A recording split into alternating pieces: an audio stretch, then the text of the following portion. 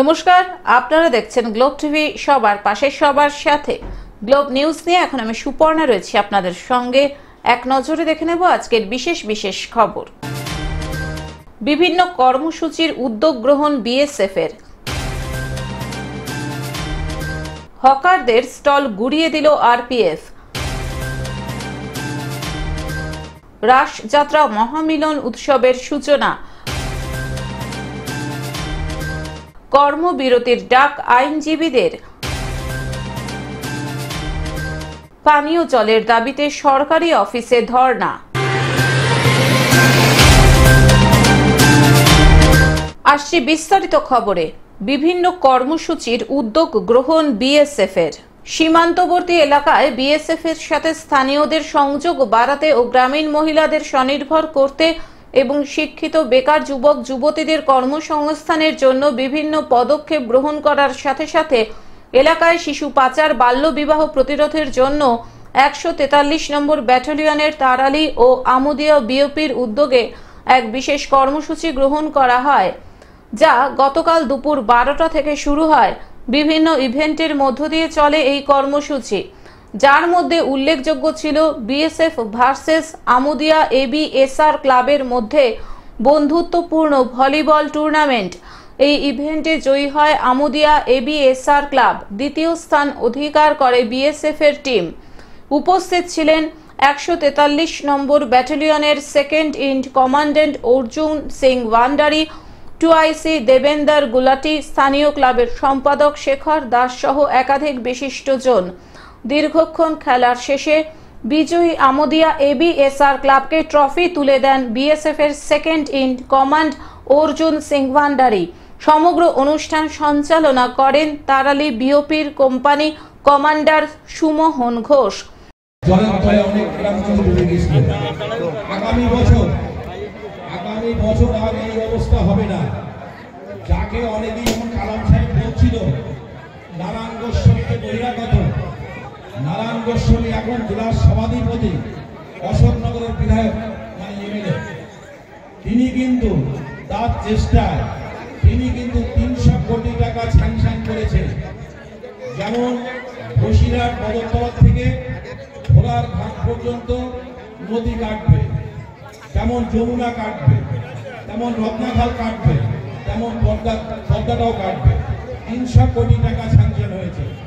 এবার যেমন আমরা জলের তলায় ঘুরে গেছিলাম, আগামী বছর আর এরকম ধরনের জল হলে আমাদের জলের তলায় যাওয়ার কোনো চিন্তা আপনাদের নেই। তাহলে দেখুন, তাহলে যেটুকু ভাবার কিন্তু সেই কিন্তু ভাবছে। যেমন আমাদের এই সোমনা গ্রাম পঞ্চায়েত 1998 সালে মমতা ব্যানার্জি জাতীয় কংগ্রেস থেকে বেরিয়ে গিয়ে তৃণমূল কংগ্রেস দল তৈরি করেছিল। সেখান থেকে ঠিক তার 2 মাস পরে গ্রাম পঞ্চায়েতের ভোট হয়েছিল। সেই দিন কিন্তু 1998 সালে এই সোমনা গ্রাম পঞ্চায়েত সেই দিন থেকে কিন্তু তৃণমূলের দখলে। বসিরহাট থেকে শ্যামবিশ্বাসের রিপোর্ট, গ্লোব নিউজ। হকারদের স্টল গুড়িয়ে দিল আরপিএফ। হুগলির শেওড়াফুলিতে মধ্যরাতে আরপিএফ স্টাফ গুড়িয়ে দিল শেওড়াফুলি স্টেশনের হকারদের স্টল। গত 23 নভেম্বর ডেডলাইন ছিল। রেলের আরপিএফ স্টাফের পক্ষ থেকে জানানো হয় যে শেওড়াফুলি স্টেশনের হকাররা যেন তাদের স্টল স্টেশন চত্বর থেকে সরিয়ে নেন, কিন্তু দেখা যায় ওদিন সকাল বেলায়ও হকাররা বিরাট মিছিল করে শেওড়াফুলি স্টেশন আরপিএফ এর বিরুদ্ধে বিক্ষোভ প্রদর্শন করেন। ডেডলাইন শেষ হতেই মধ্যরাতে শেওড়াফুলির আরপিএফ বাহিনী গুড়িয়ে দিল শেওড়াফুলি স্টেশনের হকারদের স্টল। আমরা সকাল থেকে যেভাবে আন্দোলন করেছি, আমাদের আন্দোলনকে ভয় পেয়েছে, ওই জন্যে হাতে চুরি পরে চোরের মতন রাত্রিরে সবকটা দোকানকে ভাঙচুর করেছে। অখাদ্য এখানকার প্রশাসন। যদি প্রশাসনের যদি একটু থাকতো, আমাদের সঙ্গে আলোচনা করতো। এখানকার বড় বাবু আমরা গেছিলাম কথা বলতে, তার কথা বলিনি। আমাদের এই হকার বাইরে লাত মেরেছে, আমরাও কালকে বুঝিয়ে দেবো। আজকে এত পুলিশ প্রশাসন আছে, আজকে এত আরপিএফ আছে, কালকে এই আরপিএফ থাকবে না। টোটাল হুগলি জেলা আমরা হকার বাইরা এসে আরপিএফ অফিস ঘেরাও করছি। এই হচ্ছে 500 দোকান আছে, 500 দোকান। এই 500 দোকানের কম করে তাদের 5টা ছেলে মেয়ে মা দিয়ে মা বউ সব মিলিয়ে 5 জন করে তাদের ক্যান্ডিডেট, 500 জনের 5 জন করলে কত হয়? তাদের পেটে লাত মেরেছে এই পুলিশ প্রশাসন, সব দোকান ভেঙে দিয়েছে। তারপরে এই বাচ্চা ছেলে, তার 18 বছর বয়স হয়নি, তাকে দিয়ে RPF ভাঙিয়েছে। এই একদম এত পুলিশ প্রশাসন নিয়ে এসছে টোটাল হুগলি জেলা, যত হুগলি জেলা কি পদক্ষেপ নেবেন? আমাদের নেতৃত্বের সঙ্গে কথা বলে কালকে আগে RPF ঘেরাও হবে, তারপরে স্টেশন মাস্টার ঘেরাও হবে। যেহেতু RPF ঘেরাও করতাম না, RPF বড় বসে আমার কথা বলতে কিন্তু বড়বাবু আমাদের কথা রাখিনি, বললো বড় অফিসার এলে তুলে তোমাদের ডাকবো, আমাদের ডাকিনি, বাউকাগিরি করেছে এই বড়বাবু। RPF এর বড়বাবু আমরা কত লোক ভাবতো, কিন্তু উনি একদম ছোট লোক। হুগলি থেকে কৌশিক ঘোষের report, globe news. Ras Yatra মহামিলন উৎসবের সূচনা। চিরাচরিত প্রথা মেনে প্রতি বছরের ন্যায় এবারও 24 নভেম্বর থেকে 15 ডিসেম্বর পর্যন্ত 22 দিন ব্যাপী আশাপুর সর্বজনীন 2024 রাস যাত্রা মহামিলন উৎসবের শুভ সূচনা হলো। এদিন ফিতে কেটে ও প্রদীপ প্রজ্বলনের মধ্য দিয়ে 25তম বর্ষের ঐতিহাসিক রাস যাত্রা মহামিলন উৎসবের উদ্বোধন করা হয়। উপস্থিত ছিলেন জেলা পরিষদের সদস্য বিমলেন্দু বৈদ্য, মাথুর অঞ্চলের প্রধান ধ্রুবজ্যোতি দলপতি, আশাপুর রাস যাত্রা মহামিলন উৎসবের যুগ্ম সম্পাদক দেবব্রত খাঁড়া ও রামকৃষ্ণ গুড়িয়া। এছাড়াও উপস্থিত ছিলেন ডায়মন্ড হারবার ও রামনগর থানার পুলিশ প্রশাসন ও অন্যান্য ব্যক্তিবর্গ। এটাকে মহামিলন উৎসব এই কারণেই আমরা বলবো যে এখানে সর্বধর্ম বর্ণ সমস্ত মানুষজন এই আশাপুরের রাসমেলা উপভোগ করতে এখানে আসে।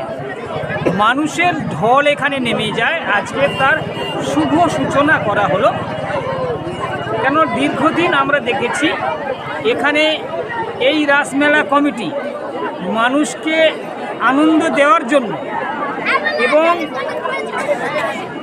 মানে সর্বধর্মের মানুষ যাতে এখানে এই মিলন উৎসবে মেতে উঠতে পারে তার জন্য যাবতীয় ব্যবস্থা গ্রহণ কিন্তু এই রাস উৎসব কমিটি করে থাকে।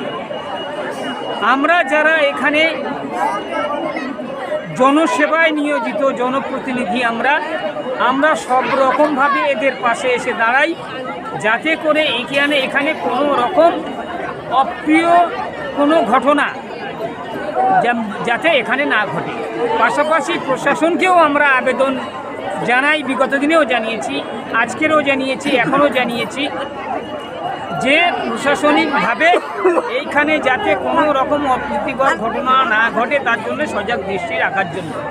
এখানে বিশেষ আকর্ষণ জীবন্ত মানুষ দ্বারা পরিচালিত তারাপীঠের মহাশ্মশান, ভূতের ভয়, পাগলা গারদ সহ আরো অনেক কিছু।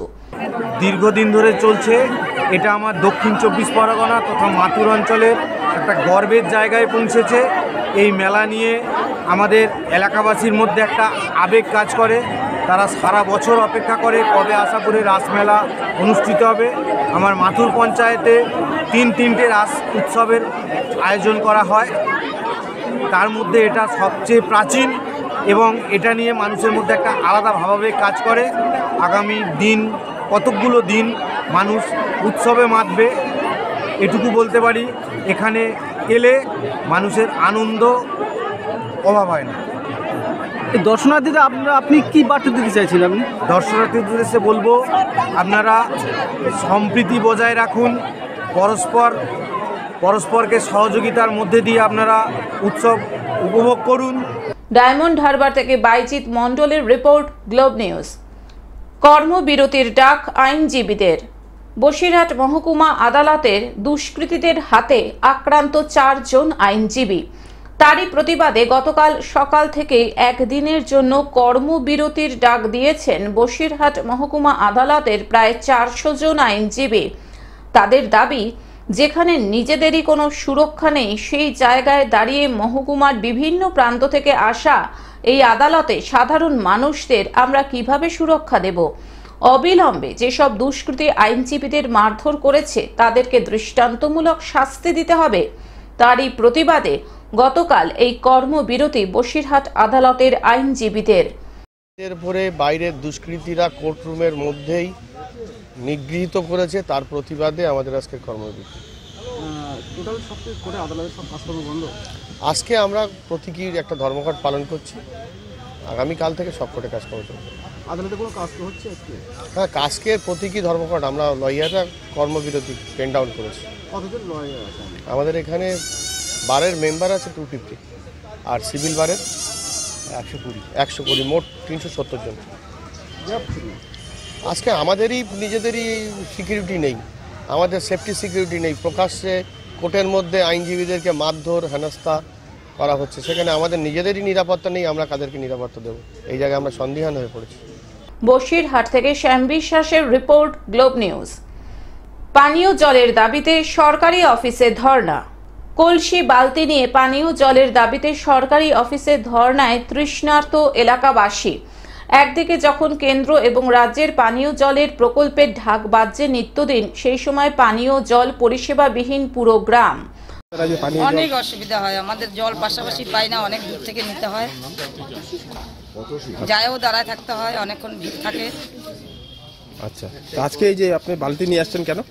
জলই পাচ্ছি না, কি করব, আমরা জল খাওয়ার জন্যও পাই না, অনেকক্ষণ যায় দাঁড়া থেকে, তারপরে আমরা এক বালতি জল নিতে হয়, খুব অসুবিধা আমাদের।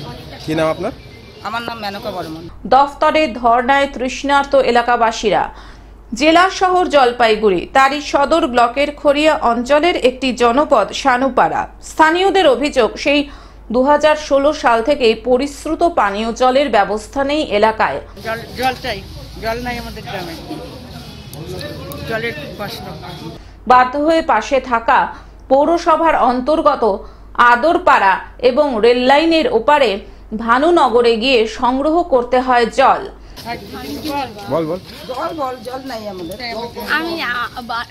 এবার সেই পানীয় জলের পাকাপাকি সমাধানের দাবি নিয়ে সোমবার সকাল থেকে জলপাইগুড়ি স্থিত পিএইচই দফতরে ধর্ণায় বসেছেন সানুপাড়ার তৃষ্ণার্ত জনগণ। এই প্রসঙ্গে এলাকার পঞ্চায়েত সদস্য গণেশ ঘোষ জানান, এই কষ্টের বিষয় বহুবার জনস্বাস্থ্য কারিগরি দফতর, বিডিও সহ অন্যান্য সরকারি অফিসে জানানো হয়েছে। আমাদের গ্রামে জলের খুব অসুবিধা, আমরা টাউনে যে জল নিতে যাচ্ছি, আমরা জলের ব্যবস্থা টাউনে যাই পাচ্ছি, আমাদের গ্রামে জল পাচ্ছি না, আমরা সেই আদরপাড়ার থেকে যাই জল নিয়ে আসতেছি। তো আমরা চাই আমাদের, কিন্তু ফল পাওয়া যায়নি। যতক্ষণ না পর্যন্ত দফতরের পক্ষ থেকে কোনো সঠিক জবাব পাওয়া যাবে, এই ধর্ণা চলবে। ঘুটি বাতি নিয়ে কেন? আপনারা জানেন যে আমরা সানুপাড়া দীর্ঘদিন ধরে পানীয় জল, স্বচ্ছ পানীয় জলের জন্য ভুগছি। স্বচ্ছ পানীয় জল আমরা 2016 সাল থেকে ডেপুটেশন বিভিন্নভাবে পিএইচই দপ্তরকে জানিয়েছি, বারংবার জানিয়েছি, কিন্তু তা সত্ত্বেও পিএইচই কোনো রকম কোনো ব্যবস্থা নেয়নি। তাই আমরা বাধ্য হয়ে আজকে ধর্ণা কর্মসূচিতে অংশগ্রহণ করেছি পিএইচই দপ্তরে।